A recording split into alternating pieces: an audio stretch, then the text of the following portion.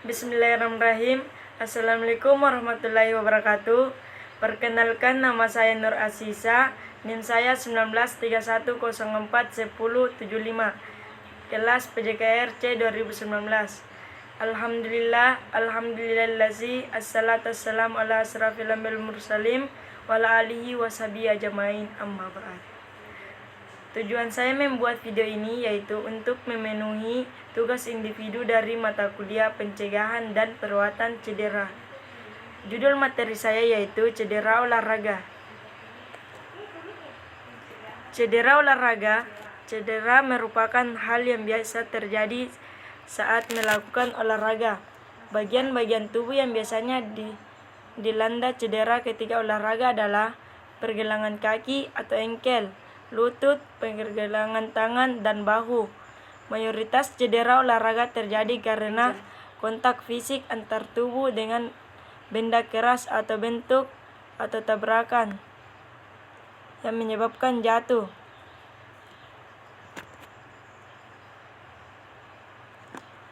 Jatuh dan mengalami luka lecet adalah salah satu penyebab pendarahan yang sering terjadi pada saat olahraga. Selebihnya, cedera olahraga dapat terjadi karena kesalahan seseorang dalam berolahraga. Misalnya, lompat dan mendarat pada posisi yang salah. Gerakan berputar secara tiba-tiba yang bertumpu pada salah satu kaki dapat memicu cedera lutut atau pergelangan kaki. Cedera olahraga juga bisa terjadi karena gerakan berulang yang dilakukan dalam intensitas tinggi sehingga melebihi beban tulang. Kondisi ini dapat menyebabkan patah tulang atau fraktur yang juga sering disebut sebagai stress fracture.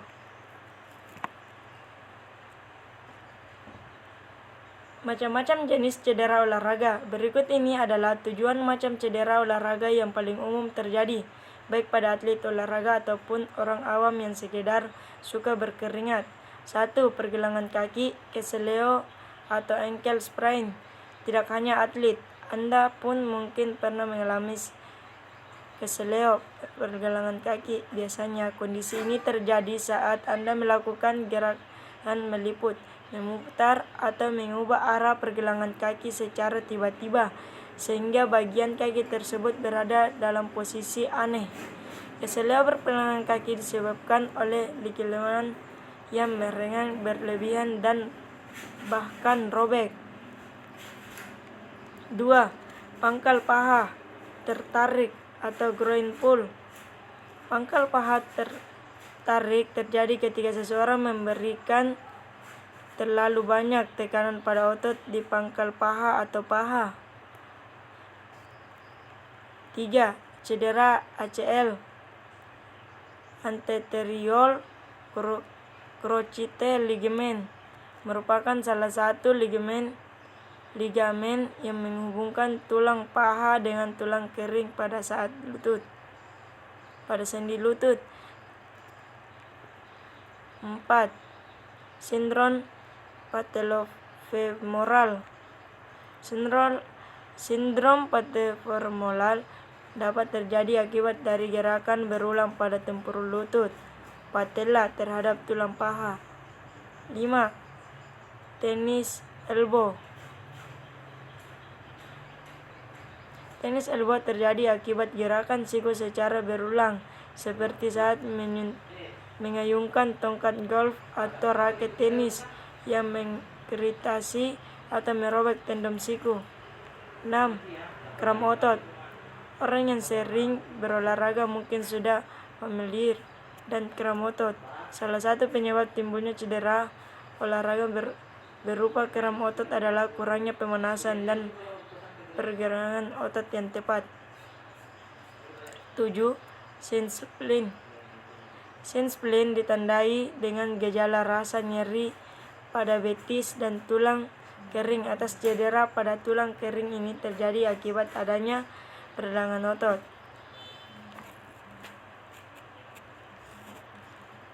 Cara mengatasi cedera olahraga. Penanganan awal yang tepat untuk mengobati macam-macam cedera olahraga adalah metode RICE. Metode ini melibatkan istirahat rest, mengkompresan bagian tubuh yang cedera. Cara mengatasi cedera olahraga. Penanganan awal yang tepat untuk mengobati macam-macam cedera olahraga adalah metode RIS.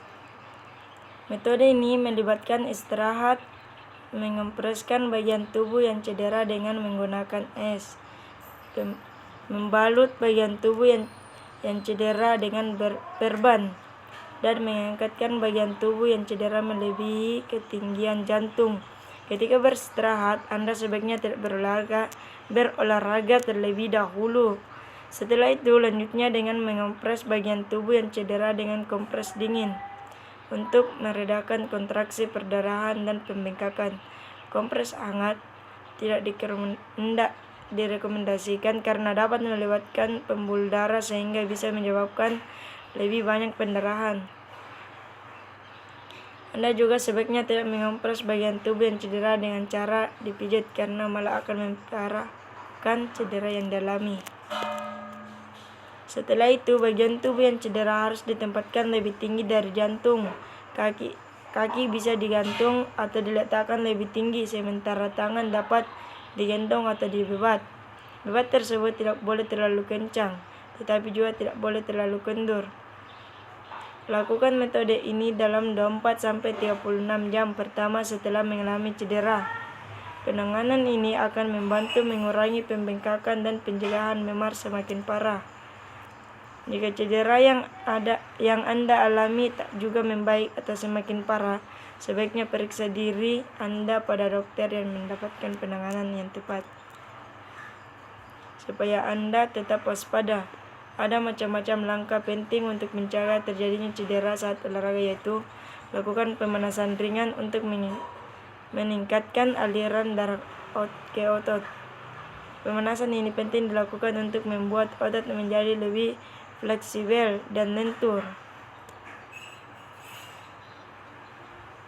Pembelajaran penyes merupakan proses pendidik yang bertujuan untuk memperbaiki kinerja dan meningkatkan perkembangan manusia dengan menggunakan media aktivitas jasmani yang terlebih untuk merealisasikannya. Namun, dalam kenyataannya proses pembelajaran penyes sangat sering terjadi kasus cedera yang disebabkan oleh bermacam-macam sebab.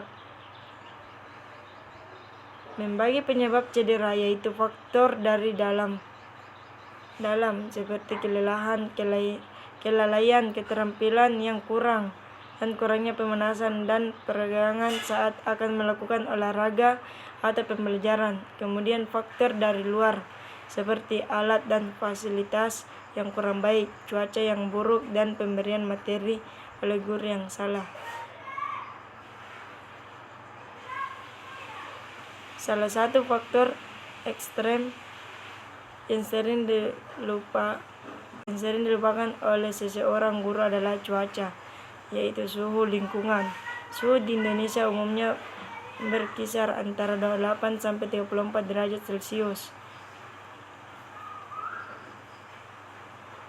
Menurut Anton Sudijodoko, penyebab terjadinya cedera antara lain 1. Umur. Faktor umur sangat menentukan karena sangat mempengaruhi kekuatan serta kenyalan jaringan. Faktor pribadi. Kematangan seseorang olahraga akan lebih mudah dan lebih sering mengalami cedera dibandingkan dengan olahragawan yang telah berpengalaman. 3. Pengalaman. Bagi atlet yang baru terjun akan lebih mudah terkena cedera dibandingkan dengan olahragawan atlet yang telah berpengalaman. 4. Tingkat latihan. 5. Teknik. 6. Pemanasan. 7. Istirahat. 8. Kondisi tubuh. 9. Gizi. Dan faktor alat, fasilitas, dan cuaca. 1. Peralatan. 2. Fasilitas. 4. Faktor karakter pada olahraga dan materi pelajar.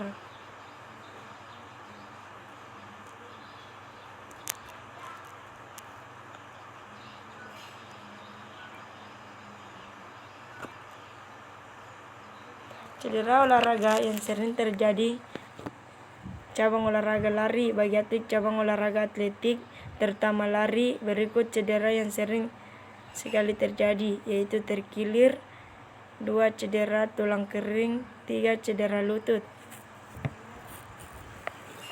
Mungkin inilah materi yang sempat saya paparkan pada hari ini. Lebih dan kurangnya mohon dimaafkan. Wabillahi taufiq wal hidayah. Assalamualaikum warahmatullahi wabarakatuh.